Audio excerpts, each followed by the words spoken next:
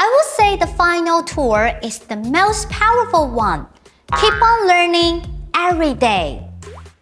Learning a foreign language is a continuous journey. Make it a habit to learn and practice Mandarin Chinese every day.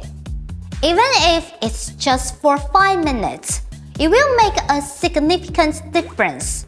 Open a language learning app on your phone or grab a book and read some basic phrases randomly. Once you commit to learning for 3 months, you will start to realize it is not as difficult as it seems. And that is when the magic happens. This course is just the beginning of your learning journey.